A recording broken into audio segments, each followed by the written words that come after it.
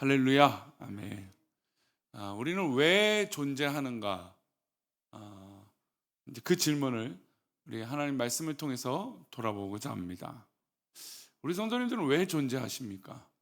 이 존재론적인 이 질문, 나의 존재는 무엇인가? 나는 왜 존재하는가? 이 질문은 하나님 앞에 변화의 시작이라는 것을 우리는 깨달아야 됩니다. 내가 왜 존재하는가? 이 질문 자체를 던지는 자체가 하나님 앞에 믿음의 사람들은 변화를 시작하고 있다는 것이죠. 우리 아이들, 우리 모두 존재의 의미를 깊이 묵상하는 것, 이것이 굉장히 중요합니다. 무엇을 해야 되는 강박에서 벗어나 나의 존재 자체를 질문하는 것, 그 의미가 중요하다는 것이죠.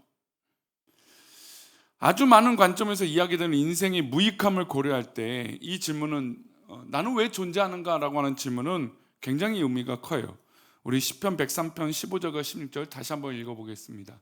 인생은 그 날이 풀과 같으며 그 영화가 들의 꽃과 같도다. 인생은 그 날이 풀과 같으며, 그러니까 우리 인생이 그냥 풀과 같이 그 날날이 하루하루가 그렇다는 것이죠. 그리고 아무리 들꽃이 정말 화려하게 펴도 여러분 그 들꽃은 어떻습니까? 영원하진 않죠. 그러니까 우리가 인간으로서 누려야 될 영화로운 것들이 굉장히 많고 큰 것 같지만 이 땅의 영화는 들의 꽃 같은 그런 모습이 바로 우리 인간의 존재, 우리 인간의 모습이라는 겁니다. 16절 말씀을 또 보겠습니다. 그것은 바람에 지나가며 없어지나니 그 있던 자리도 다시 알죠. 바람이 지나가면 없어지는 게 아무리 화려한 들꽃도 그 풀도 마찬가지라는 겁니다. 그러니까 우리 인생을 돌아볼 때 지금 나는 되게 대단하거나 아니면 그냥 아무 생각 없이 사는 것 같은 풀과 같은 그런 모습이라도 결국 젊을 땐 그러잖아요. 내 인생이 영원할 것 같지만 그러나 바람이 불면 없어지는 게 우리의 인생이라는 것이죠. 우리나라도 이제 기부를 참 많이 하지만 미국은 참 이제 기부를 근데 요즘은 또 많이 안 한대요. 왜냐하면 이 세대가 이전에는 기부를 해도 먹고 사는데 이 다음 세대가 문제가 없는데 요즘은 미국도 경제가 좋지 못해서 이제 이 자녀들에게 재산을 물려주지 않으면 좀 어려운 시대가 됐다. 이제 그런 이제 통계들이 나오기도 합니다. 어쨌든 근데 그래도 미국이 참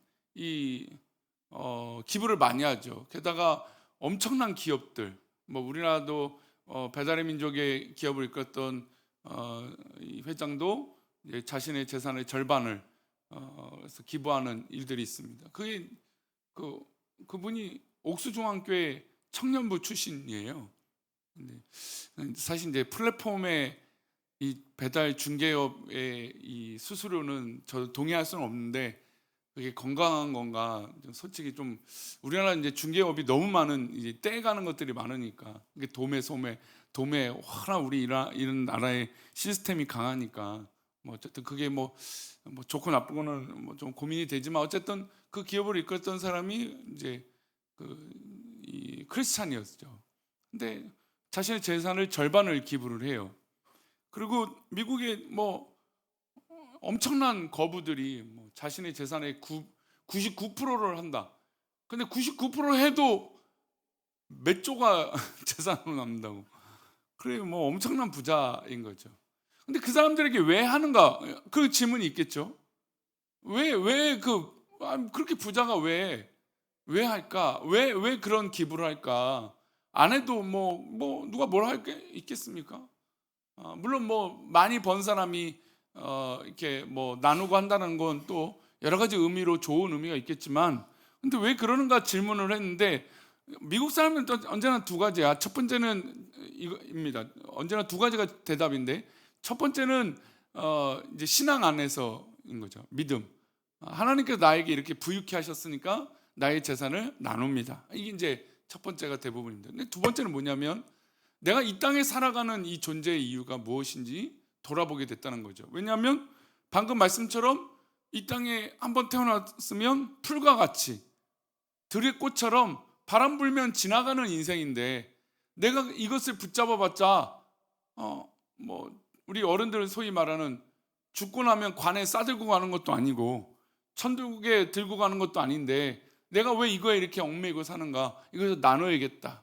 연약한 자, 병든 자, 없는 자에게 나눠주는 것이 더 좋은 의미가, 그러니까 의미를 찾는 것 자체가 내 존재의 의미를 알게 하는 것이죠. 그래서 그렇게 기부를 한다라는 겁니다.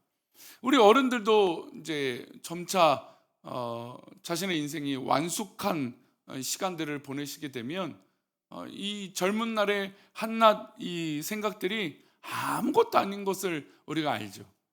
내가 뭐 굳이 그렇게 그때 이렇게 열을 내고 살았을까? 아무것도 아닌데. 이제 그런 것은 내 존재에 대한 의미를 이제 나이가 들면서 더욱더 깨닫게 되는 것이죠. 그러면서 우리 믿음의 사람들은 더욱더 그것이 어떤 의미인지, 믿음으로 어떤 의미인지 돌아봐야 될 것을 깨달아야 될 줄 믿습니다. 야고보서 4장 14절은 또 이어서 이렇게 고백합니다. 함께 읽겠습니다. 내일 일을 너희가 알지 못하는도다. 너희 생명이 무엇이냐? 너는 잠깐 보이다가 없어지는 안개니라. 우리의 존재, 내가 왜 존재하는가라고 하는 질문을 했을 때 우리는 잠깐 보이다가 없어지는 안개 같은 존재라는 것을 인정하고 깨달아야 된다는 것이죠. 나는 그런 존재다. 우리는 내일의 일조차도 알지 못하잖아요. 어제 일본에 지진이 7.1이 넘게 있는데 여러분, 지진을 미리 예측하는 사람이 있나요? 아무리 뭐 과학이 발달하고 해도 뭐 지진 파만 감지하지 뭐 그것이 어떻게 어디서 예측할 수 없죠. 우리 내일 일을 알 수 없습니다. 우리 지난 토요일 날 우리 성경학교가 진행되는데 아쉬워갖고 주일 날 이제 아이들 이 주차장에 그 수영장하고 뭐 트램플린하고 만들어서 열심히 우리 교육자들하고 또 우리 남자 선도들하고 이렇게 해서 만들어서 아이들을 즐겁게 해줬습니다. 근데 지난주 내내 일기예보가 비가 온다는 거였어요. 그래서 토요일 하지 말자 이렇게 해서 전사님한테 얘기를 하고, 비가 오면 아이들 절대 안 됩니다. 왜냐면 비 맞으면 이게 또 건강이 좋지 못하면 오히려 교회 가서 건강 안 좋다 이게 덕이 안 되니까 또 아이들에게도 그렇게 좋지 못하고. 그래서 또 그 생각하면 우리 어릴 때 그냥 비 맞고 다녔는데, 그죠? 그냥 비 오면 비 맞고 그냥 쫄딱 젖어도 그게 뭐 좋다고 또 그러면서 그렇게 어릴 때 좋지 못한 운동화, 제가 어릴 때도 그런데 운동화로 갖고 애들하고 운동장, 요즘 뭐 인조잔디에 뭐 잔디구장 있는 학교도 있는데 체육관도 다 있고 그냥 요즘 그냥 흙바닥에서 볼 차고 달리고 막 그랬던 기억이 납니다만, 어쨌든 뭐 시대가 바뀌었으니까 그래서 아이들의 건강을 위해서, 아이들의 안전을 위해서 비가 오면 하지 말죠. 근데 비가 어떻게 또 일기예보가 어떻게 3일 내내 다 틀리더라고요. 참. 근데 그런 거 보면 우리가 아무리 예상하고 예측하고, 여러분 우리나라 일기예보에 관련 기상청에 관련된 예산이 적지 않아요.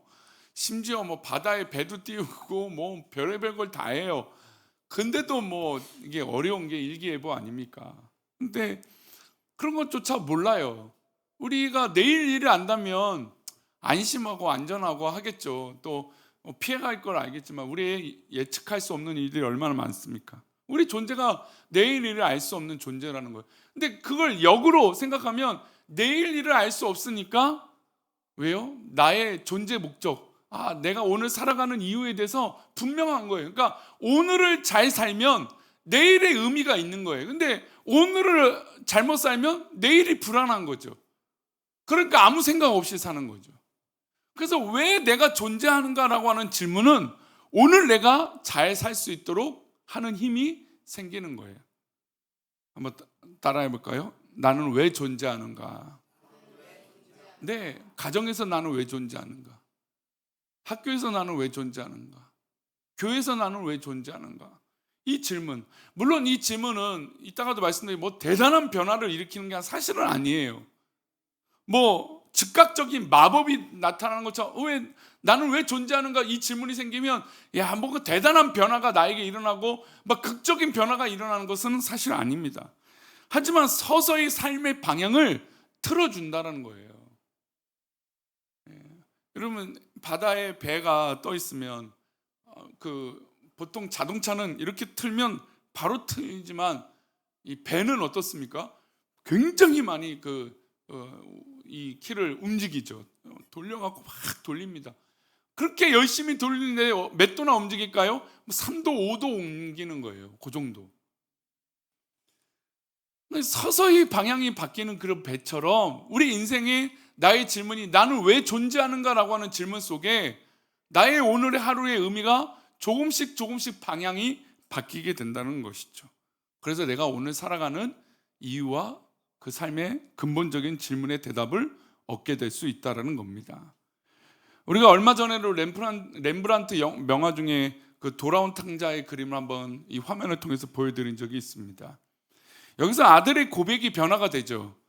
이전에는 아버지 나에게 재산을 다 주세요. 아버지 뭐 어차피 뭐 유산으로 우리에게 다 나눠줄 건데 미리 정산해 주십시오. 말도 안 되는 얘기를 합니다. 철이 없다라는 건 그런 것 같아요. 자기의 생각의 상상이 자기만의 옳은 곳으로 꽂혀 있는 것 같아요. 탕자가 그렇죠. 아버지한테 감히 뭐 뭔가 맡겨놓은 것처럼 유산 미리 주십시오. 절반. 절반을 근데 아버지가 또 참 이걸 혼을 내야 되는데 근데 그걸 또 기꺼이 아버지가 아들에게 그 유산을 떼어가고 줍니다. 근데 아시다시피 허랑방탕한 삶을 살아서 그 재산을 다 탕진하죠. 자기 계획이 없겠습니까? 그렇게 했을 때는 자기가 어떻게 살 거라고 계산을 했겠죠. 누구나 꿈은 같습니다만 누구나 그 꿈을 이루고 실천한 사람은 있습니까? 없습니까? 없다라는 게 문제죠. 아마 이 둘째도 자신이 유산을 갖고 먼 나라로 가면 잘 먹고 잘 살 거라고 생각을 했었을 거죠. 감히 아버지한테 유산을 물려달라고 했는데 근데 그렇게 망해버린 거죠. 허랑방탕한 삶을 살았고 절제하지 못했습니다. 그리고 결국 집으로 돌아갈 수 없는 눈치가 보이니까 돼지 우리에 들어가서 뭐 가뭄이 들었으니까 나라가 그냥 어려움이 있으니까 어디 가서 일할 데도 없었던 거예요. 참 그래요. 보면 일할 데도 없는 거죠. 요즘 젊은 사람들이 일할 데가 없다고 하잖아요.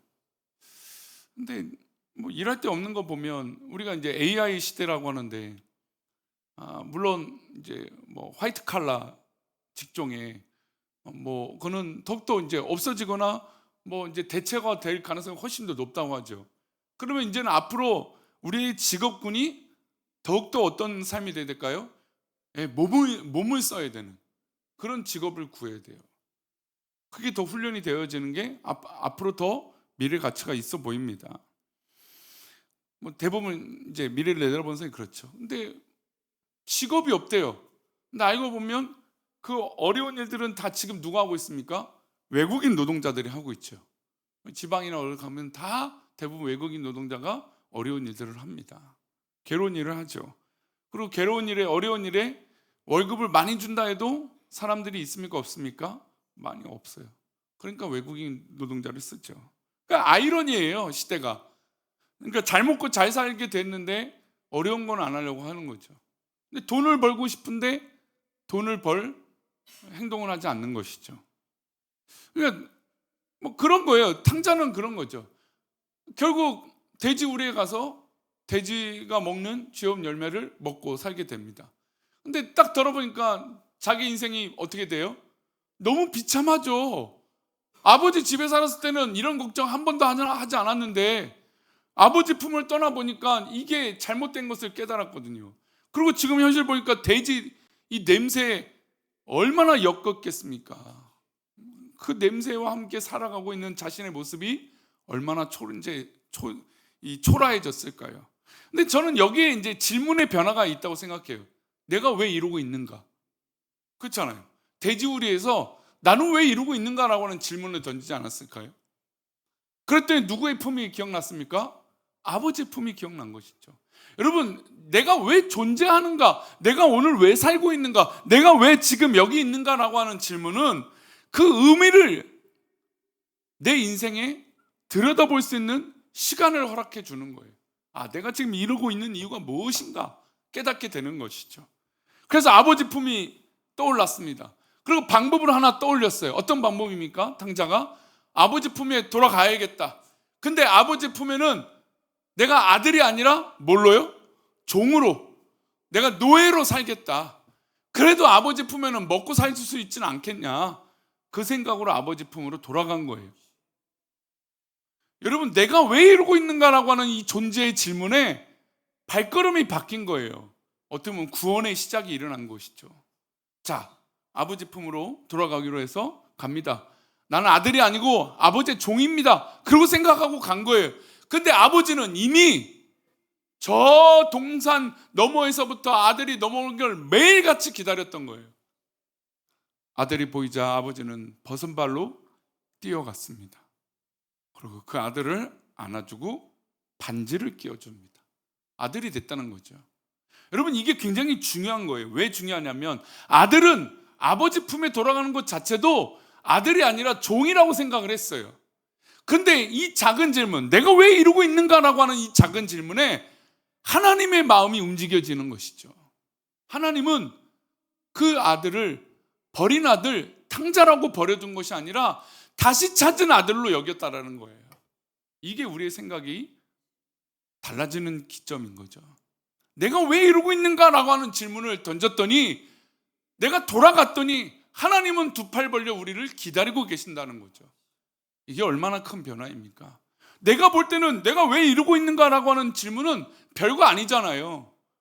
근데 이미 그 질문에 하나님은 우리의 마음을 보시고 두 팔 벌려 기다리고 계신다는 겁니다.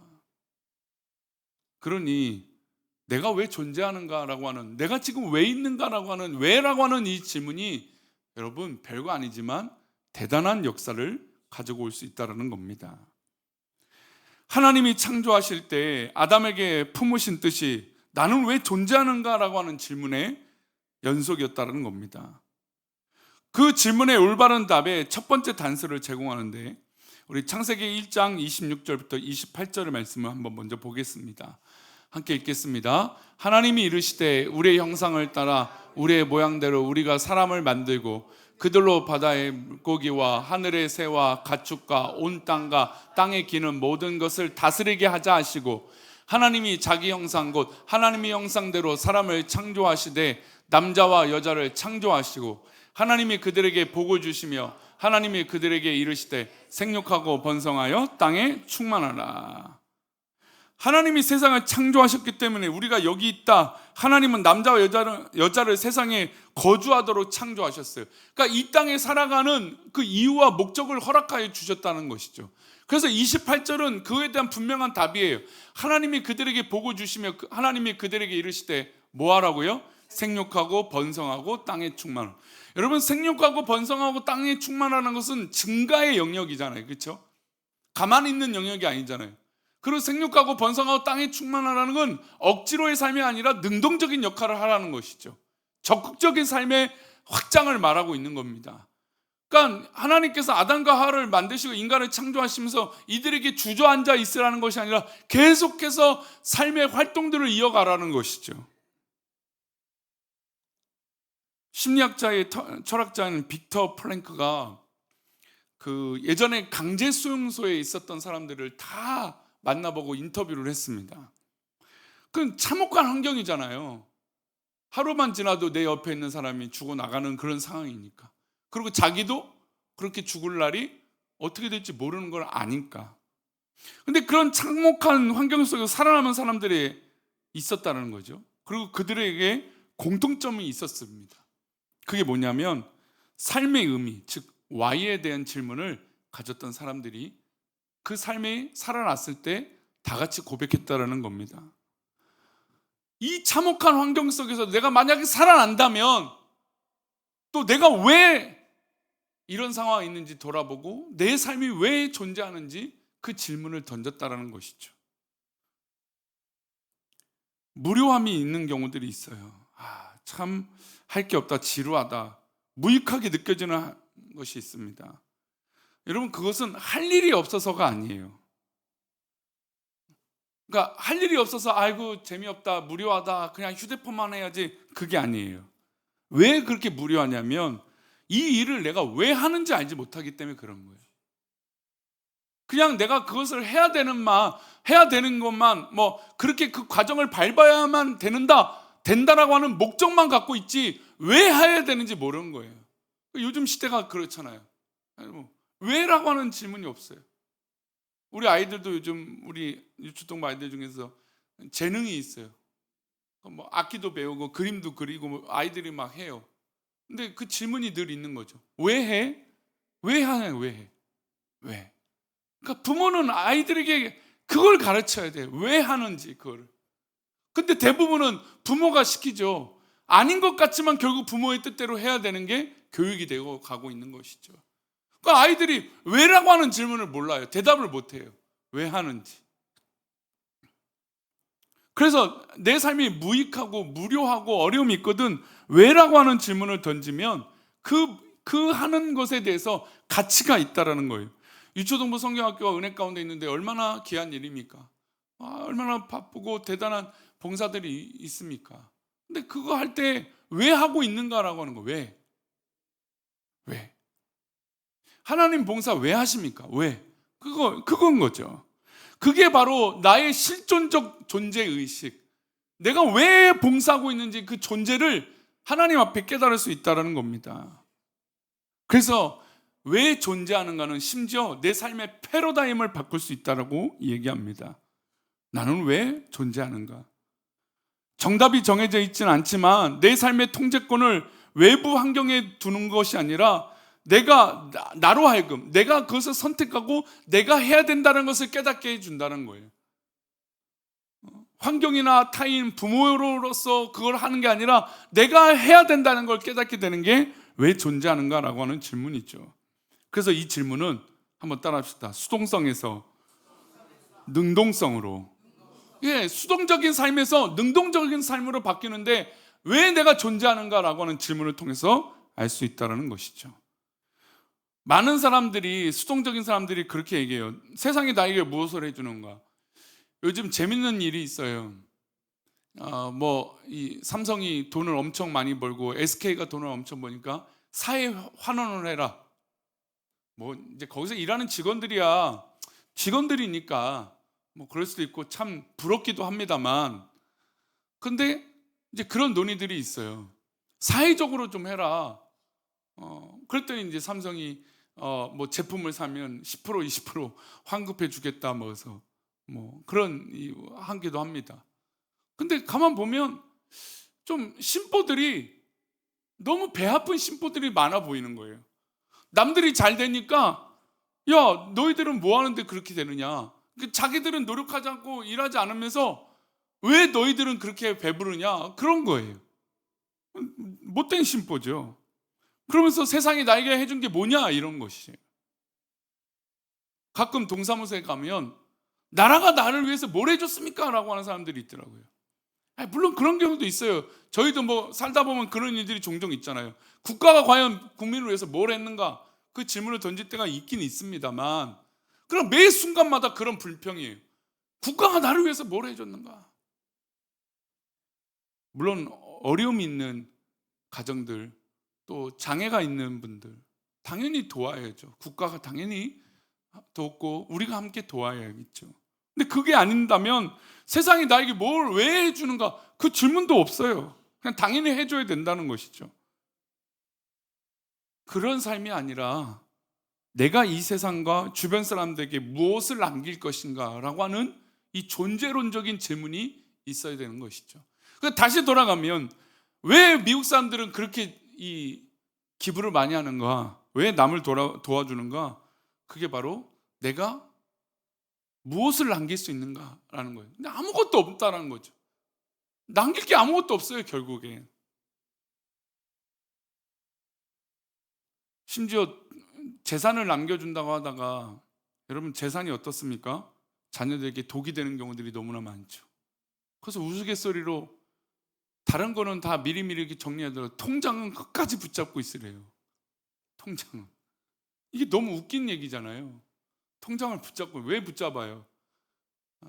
심상치 않게 60대 70대 어른들이 하는 얘기가 돈을 미리 줬더니, 재산을 미리 줬더니 나 아플 때 한 번도 병원에 오지 않다더라. 그래서 이게 정말 마음 아픈 얘기죠. 병원에 통장 갖고 있는 어르신들은 자녀들이 그렇게 온다고. 이 길에서면 되겠습니까? 내가 이 세상과 주변 사람들에게 무엇을 남길 수 있는가? 자녀들에게 돈을 남기는 게 아니라 내가 왜 살아가고 있는가, 왜 존재하는가라고 하는 존재의 목적을 남겨야 됩니다. 사람은 땅을 소유하도록 하나님 창조하셨어요. 우리 창세기 1장 28절인데요 28절의 말씀을 함께 읽겠습니다. 다 함께 맞아요. 네, 함께 읽겠습니다. 땅을 정복하라. 바다의 물고기와 하늘의 새와 땅에 움직이는 모든 생물을 다스리라 하시니라. 네, 땅을 정복하라. 바다의 물고기와 하늘의 새와 땅에 움직이는 모든 생물을 다스리라. 생육하고 번성하라. 그러고 하나님께서 말씀하신 거예요. 여러분, 생육하고 번성하고 땅을 정복하고 모든 것을 다스려야 되는 거예요. 근데 요즘은 다스리지 않아요. 뭔가 하려고 하지 않아요.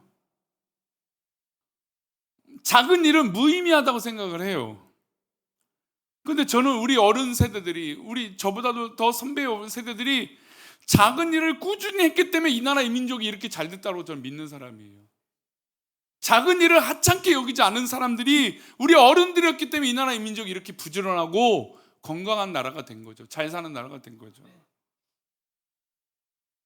다 뭔가 대단한 일을 하고 다 손에 기름 묻히지 않고 딱 그렇게 살 거라고 생각하는 거죠. 이 네덜란드의 옛날 이소우화처럼 내려오지는 얘기가 있어요. 그 마을에는 시계탑이 높게 하나 있습니다. 온 동네와 심지어 기차도 이 시계탑을 그 당시에는 보고 시간을 맞추고 움직였어요. 근데 그 시계탑을 관리하는 한 어른이 있었습니다. 근데 시계가 매일같이 출근하고 하는데 손댈 게 있습니까? 없습니까? 없죠. 근데 매일 출근하는데 똑같은 시계, 또 종소리 나면 종소리만 듣고 그리고 퇴근을 합니다. 매일같이 1년, 2년, 3년, 4년, 5년을 하는데 내가 이거 이렇게 한다고 무슨 하고 돈 받는 게 오히려 미안하다. 요즘 같으면 요즘 표현입니다. 꿀 빤다라고 하는 표현이거든요. 꿀. 그렇게 얘기할지도 모르겠습니다만, 근데 이 사람은 내가 이렇게 아무것도 안 하고 이렇게 오랜 시간 동안 이 시계탑만 쳐다보고 문제도 안 생기는데 이게 할 일인가 하고 그 일을 안 하기로 시작했습니다.